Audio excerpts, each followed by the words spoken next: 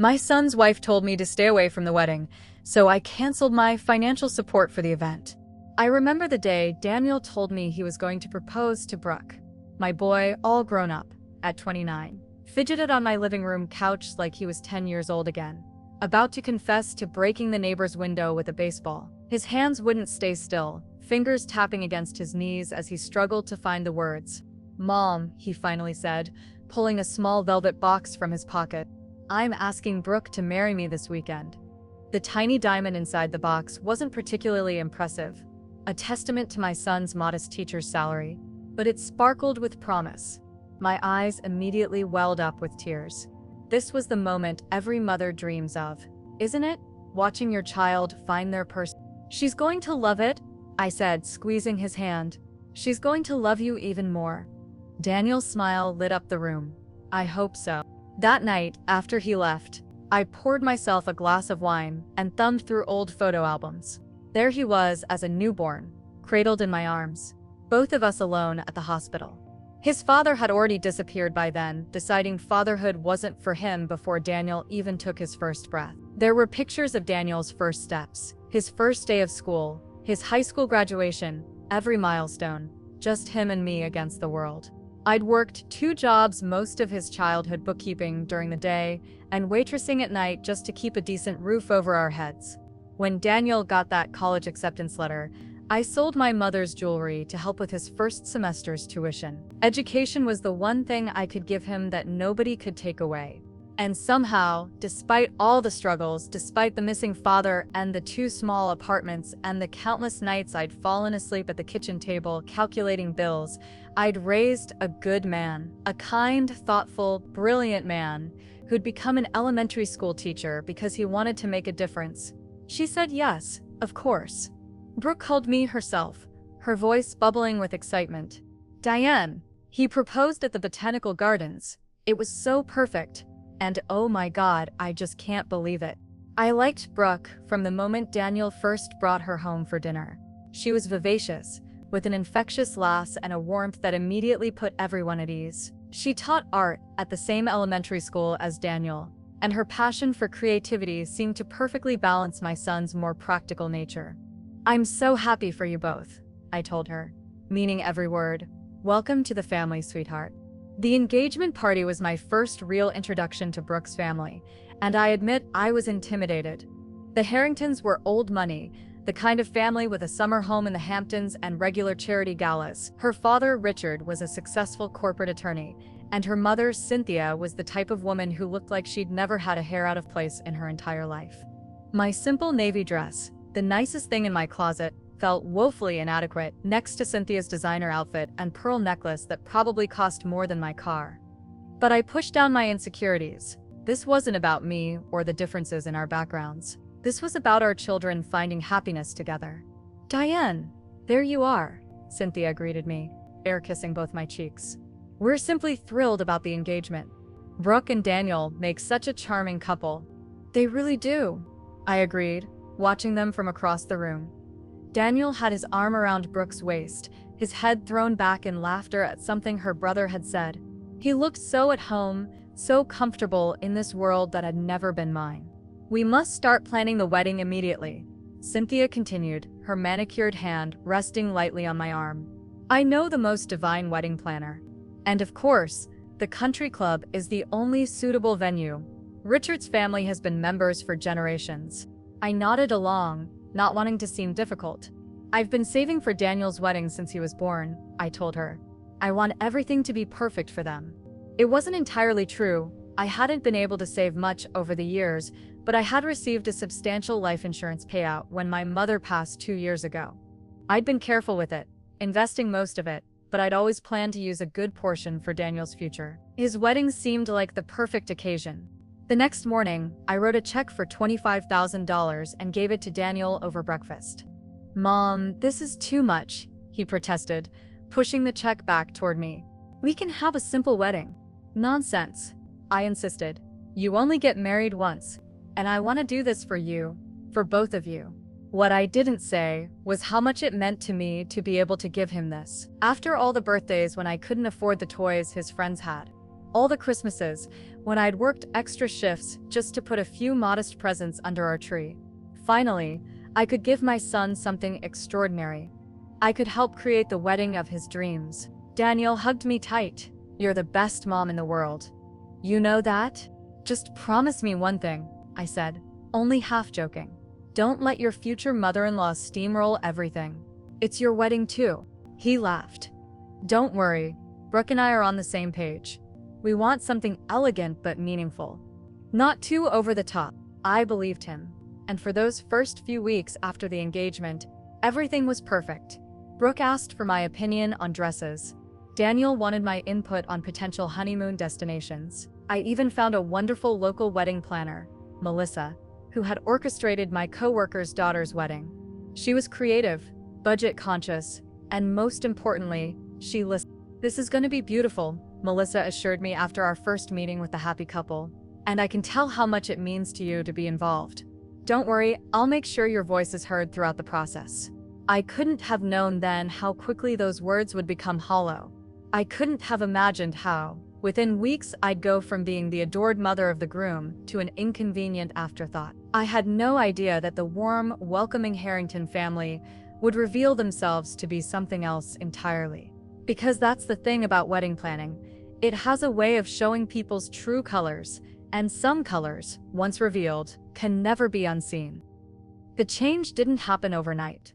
It began with small things, so subtle I almost convinced myself I was imagining it. 3 weeks after the engagement party, Melissa called me, confusion evident in her voice. "Diane, I just wanted to check in.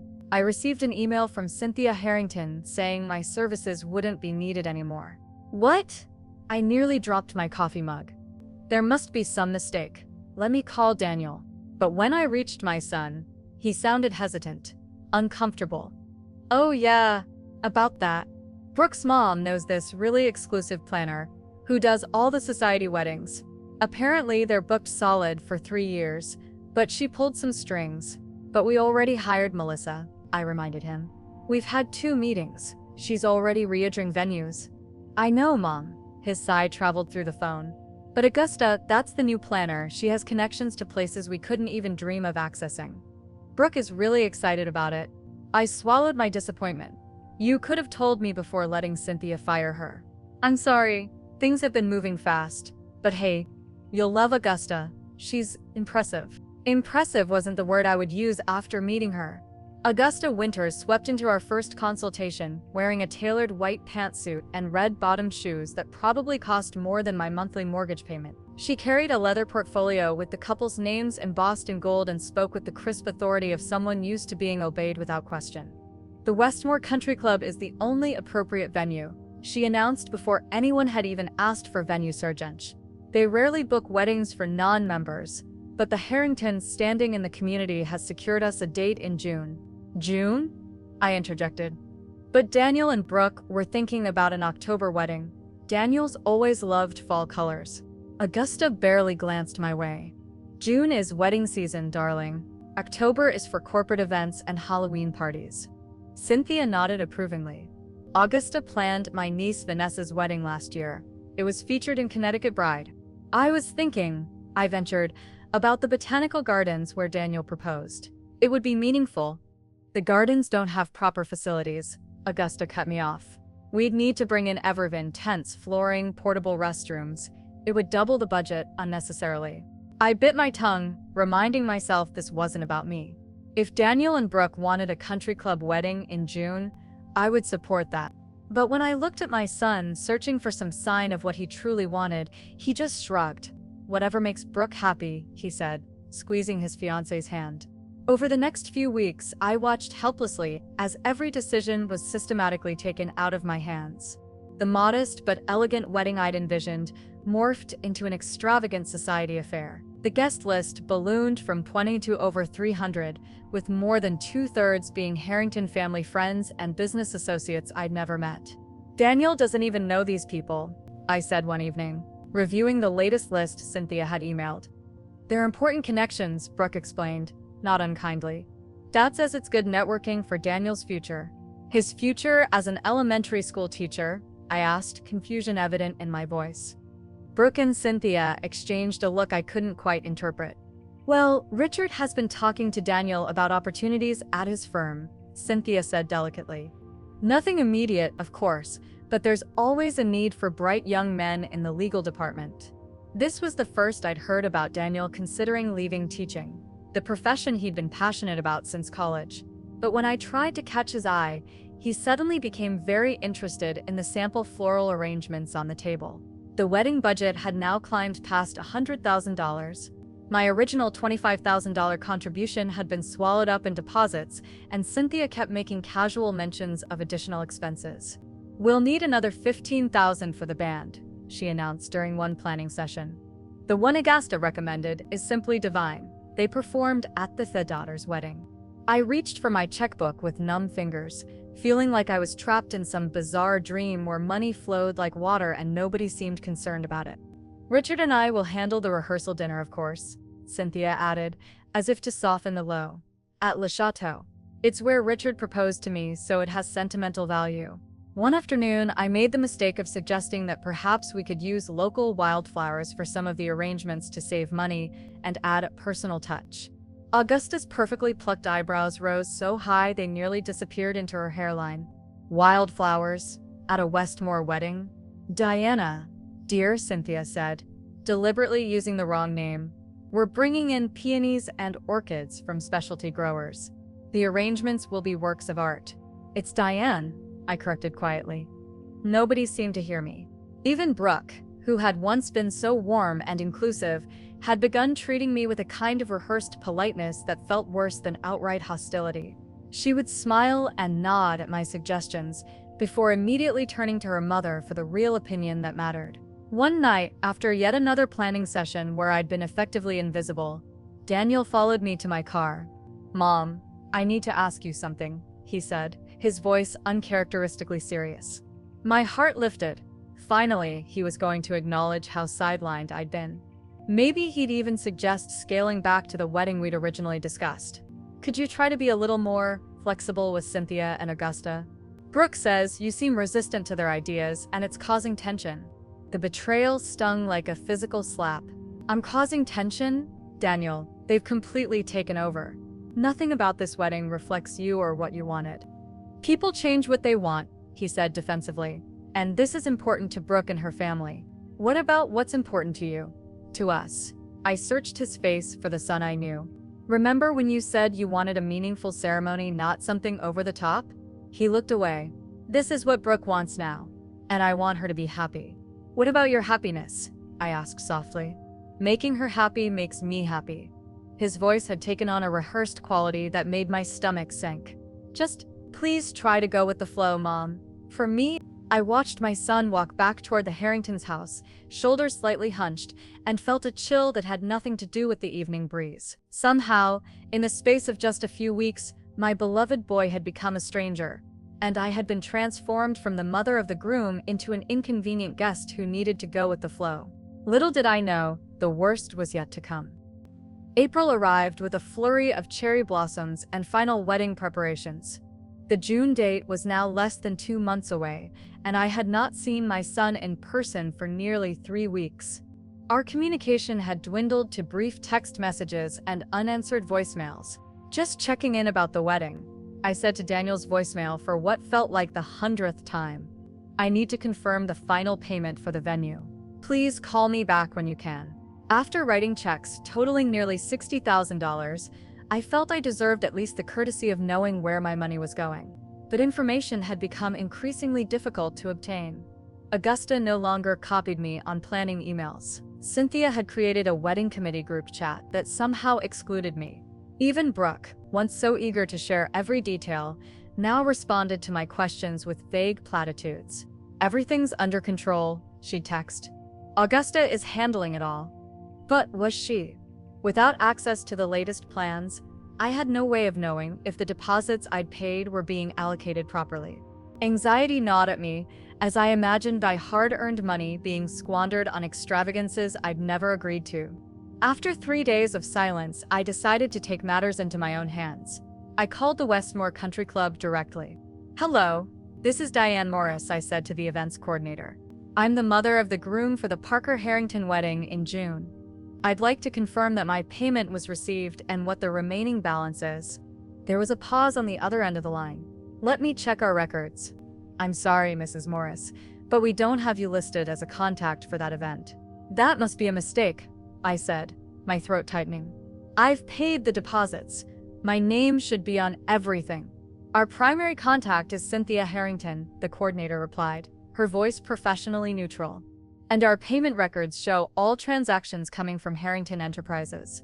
Harrington Enterprises? Richard's company was now paying for the wedding?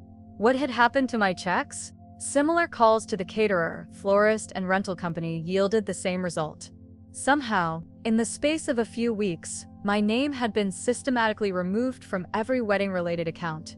My financial contributions had either been returned or redirected, all without my knowledge or consent.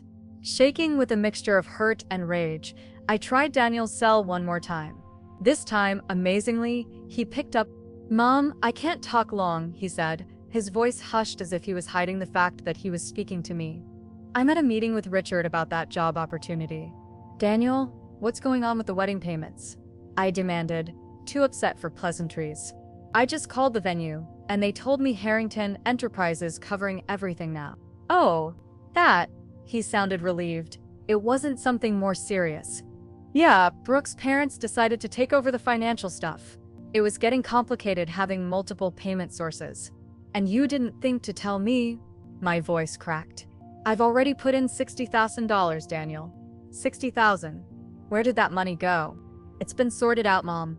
The checks are being returned to you. Richard's accountant is handling it." "Returned to me?"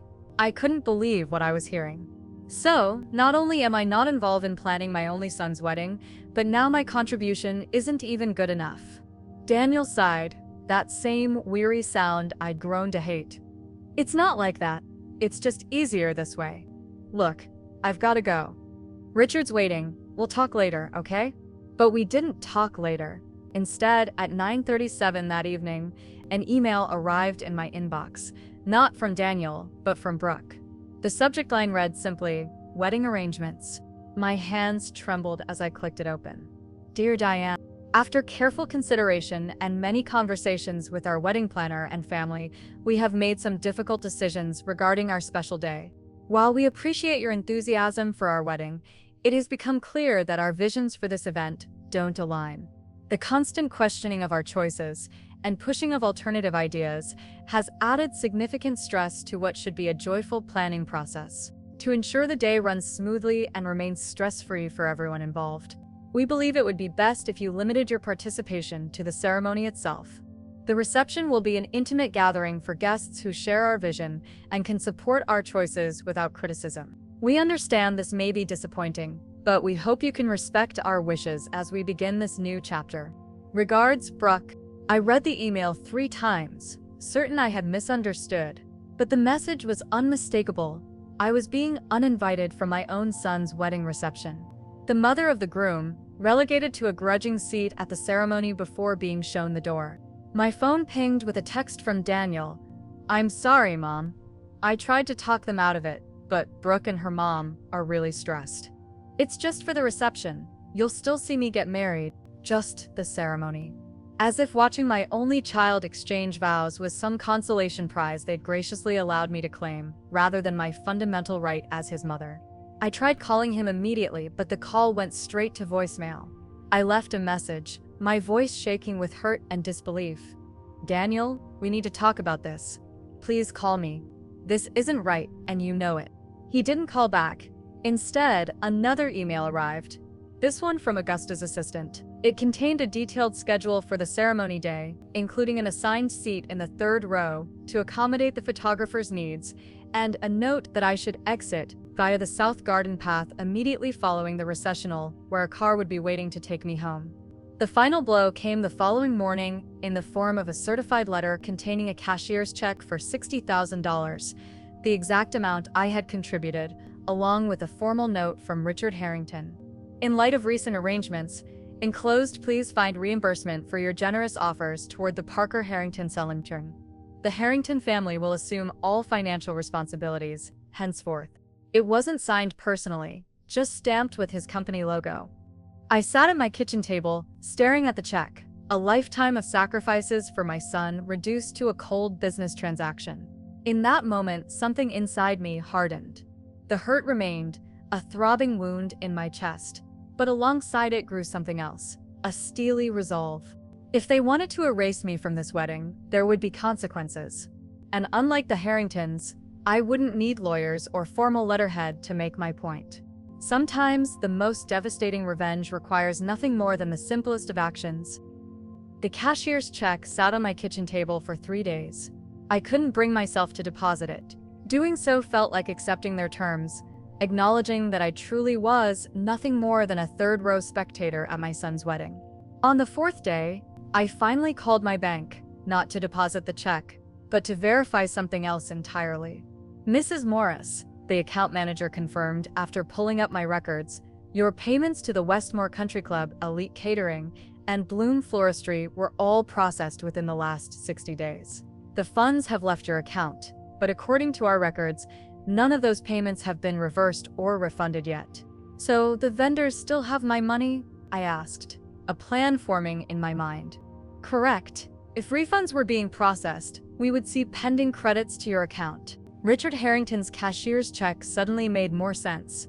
He wasn't returning my actual payments, he was simply cutting me a separate check while leaving my original payments in place. Probably so the Harringtons could maintain the arrangements without interruption. Which meant one crucial thing: despite what they'd told me, my name was still on those accounts.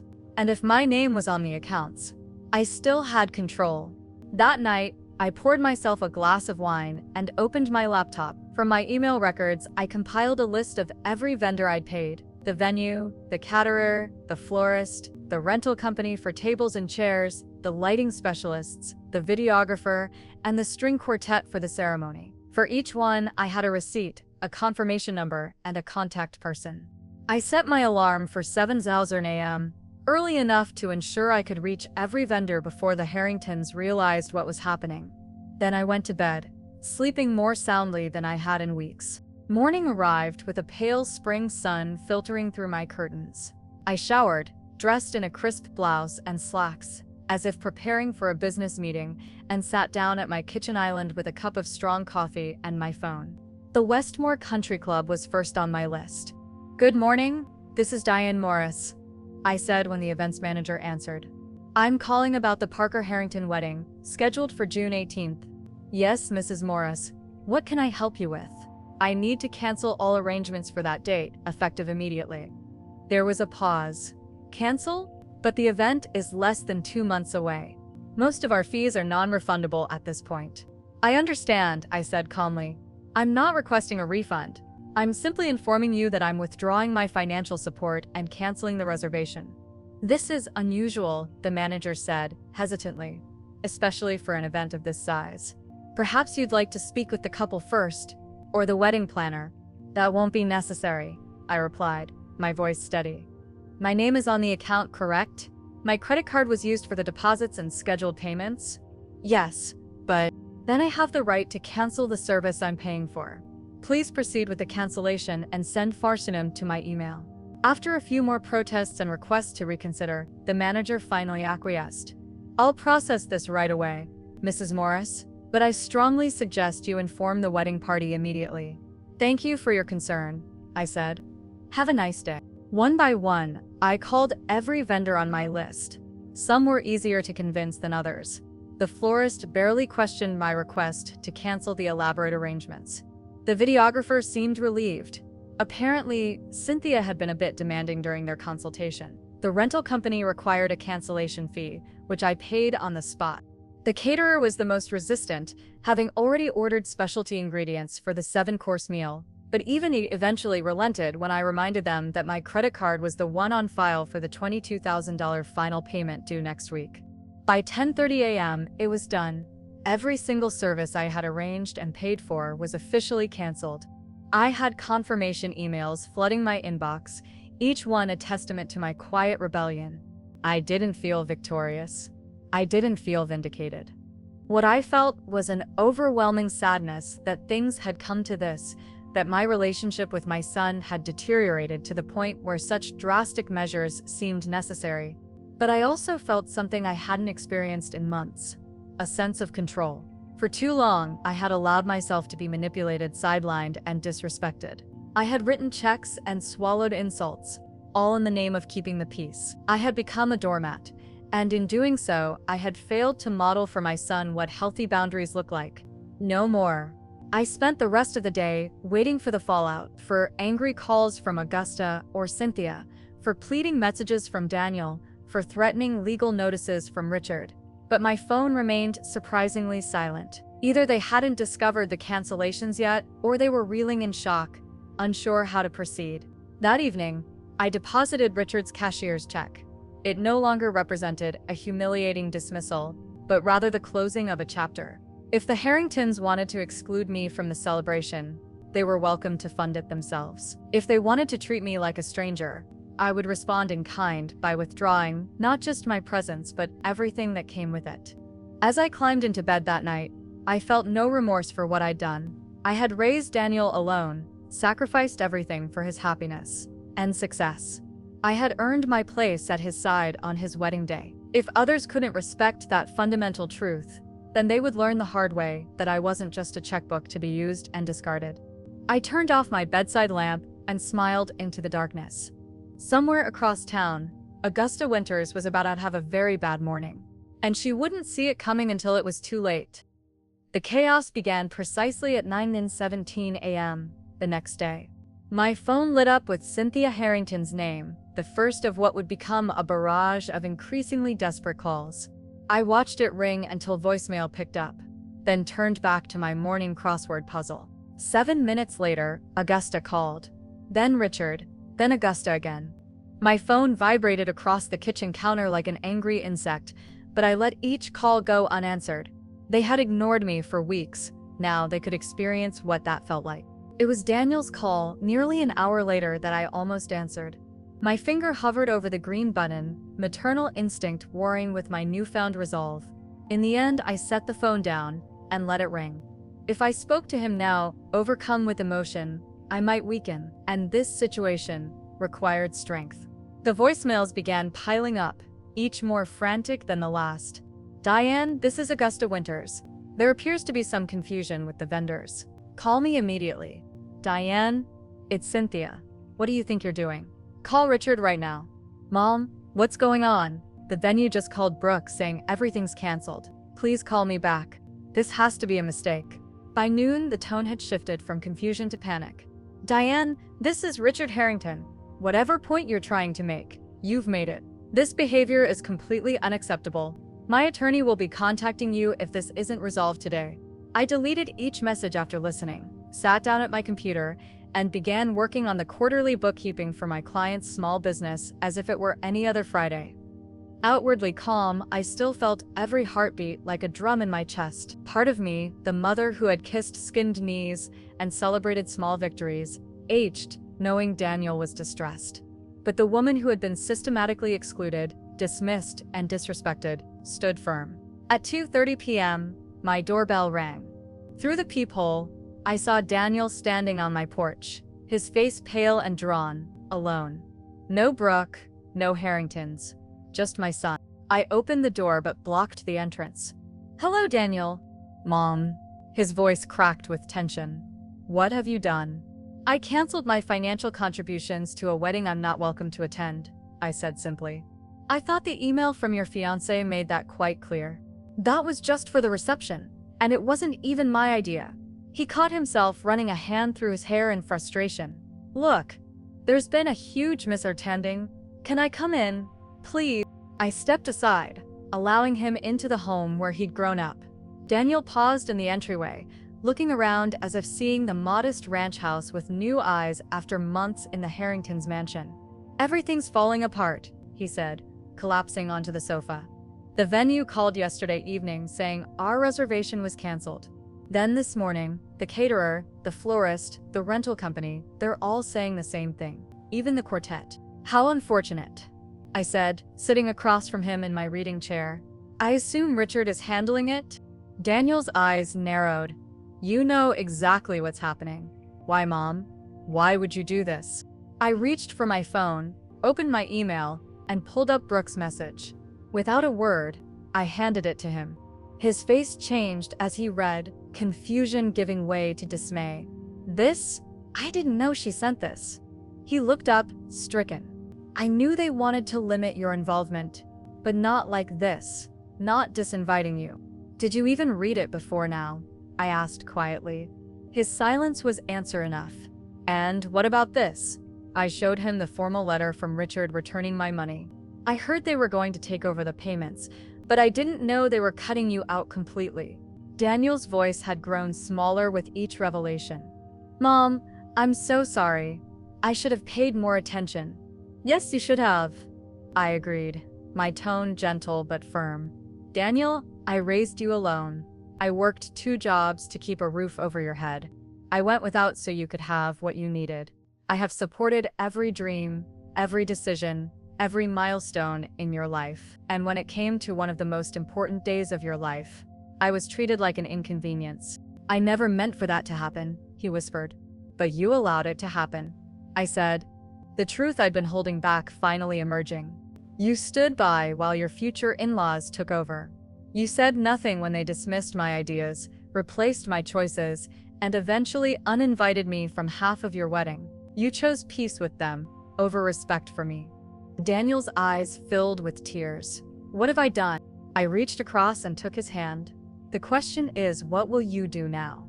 His phone buzzed, Brooke calling for what was probably the 20th time that day. He glanced at it, then deliberately set it aside. Tell me everything, he said. I want to hear your side of what's been happening these past few months. For the next hour, we really talked for the first time since his engagement. I told him about the subtle put-downs, the deliberately wrong name, the gradual exclusion from decisions. I explained how it felt to write enormous checks while being treated like an unwanted guest. I described the hurt of watching him transform from my confident, kind-hearted son into someone who couldn't stand up for his own mother. As I spoke, I saw recognition dawn in his eyes. Not just of what had happened, but of his role in allowing it to unfold. I was so focused on not rocking the boat, he admitted, on making everything perfect for Brooke. I didn't see what was happening to us. His phone continued to buzz with incoming calls and texts, but he ignored it. The wedding is in 3 days, he said finally. And now we have no venue, no caterer, nothing. What do we do? I squeezed his hand. That depends, sweetheart. What do you want? For the first time in months, my son looked me directly in the eyes with no hesitation or deflection. I want to make this right. The next 24 hours were a whirlwind. Daniel left my house with a newfound clarity, determined to confront not just Brooke, but the entire situation that had spiraled so far out of control. I offered to go with him, but he shook his head. This is something I need to do myself, he said, embracing me tightly before leaving. I let this happen. Now I need to fix it. I spent that evening in a strange state of suspended emotion, worried for my son, but proud of him too. The young boy who'd once needed me to fight his battles had become a man ready to stand up for what was right, even when it was difficult. He called late that night, his voice weary but resolute. The wedding's officially postponed, he said simply. Brooke and I have a lot to talk about before we take this step. How did the Harringtons take it? I asked, unable to suppress my curiosity. Daniel's dry laugh told me everything. About how you'd expect, Richard threatened lawsuits. Cynthia cried about social embarrassment. Augusta said her reputation would be ruined. He paused. But Brooke surprised me. How so? When I showed her that email, the one she sent you, she broke down, really broke down. Said her mother had drafted it, told her it was the only way to maintain control of the narrative. She didn't even read it carefully before sending. His voice softened. She's been miserable, Mom, drowning in her parents' expectations, just like I was. I wanted to feel vindicated, but instead, I felt a flicker of compassion for the young woman caught between her domineering parents and the wedding she had once dreamed of. What happens now? I asked. Honestly, I don't know, Daniel admitted. But whatever it is, it'll be our resurgence, mine and Brooke's. No one else's. For the next 2 months, Daniel and Brooke disappeared from the social circuit. The elaborate June wedding at the Westmore never happened. Augusta Winters took on 3 new clients to compensate for the scheduling conflict. As she publicly described it, the Harringtons retreated to their summer home early, conspicuously absent from their usual charity events. My son and his fiancée, meanwhile, were doing the hard work of rebuilding not just their relationship with me, but their relationship with each other. They began couples counseling. They had long conversations about priorities, boundaries, and the marriage they actually wanted, not the one that had been orchestrated for them. Daniel called me weekly with updates. Brooke texted occasionally, tentative at first, then with increasing warmth as we began to establish a relationship independent of her parents' influence. In August, I received a simple cream envelope in the mail. Inside was a handwritten invitation. Daniel Parker and Brooke Harrington request the honor of your presence as they exchange vows in a celebration of love and family. September 17th at sunset, the Botanical Gardens. At the bottom, in Brooke's elegant handwriting, Diane, we would be honored if you would walk Daniel down the aisle. With love and sincere apologies for everything that happened before, Brooke. The wedding that eventually took place bore little resemblance to the extravagant affair that had been planned. Gone were the hundreds of society guests, the imported flowers, the renowned string quartet, and the 7-course meal. Instead, 60 people gathered at the Botanical Gardens where Daniel had proposed. The wedding arch was decorated with local wildflowers, my suggestion, finally honored. A talented pianist from Daniel's school played as guests arrived. The catering came from Daniel and Brooke's favorite neighborhood restaurant. Brooke wore a simple but elegant dress she'd found at a boutique, not the designer gown Cynthia had insisted upon. Daniel beamed in a navy suit he already owned, a wildflower boutonniere pinned to his lapel. The Harringtons attended, subdued but present. Richard shook my hand stiffly. Cynthia managed a tight smile. They had learned, perhaps for the first time in their privileged lives, that money couldn't control everything.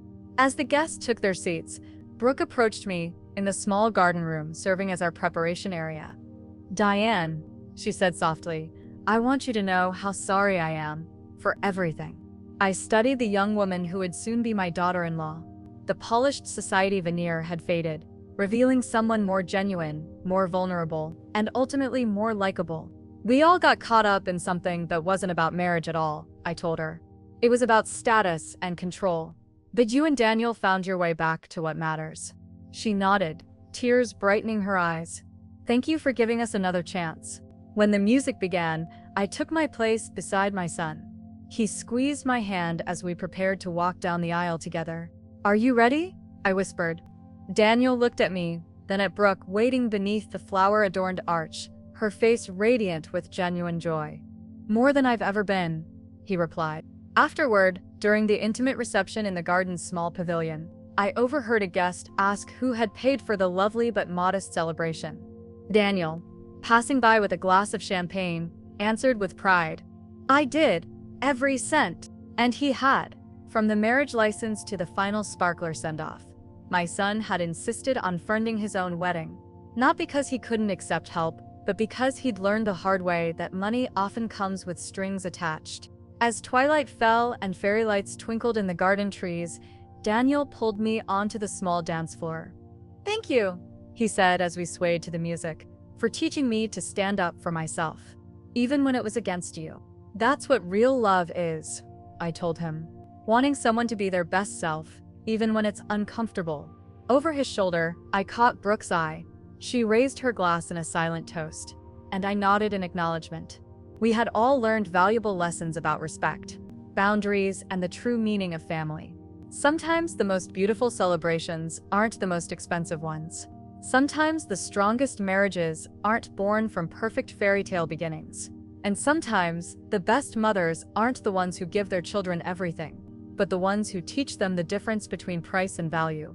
My son had finally learned that difference, and watching him begin his marriage with that wisdom was worth more than any wedding I could have bought him.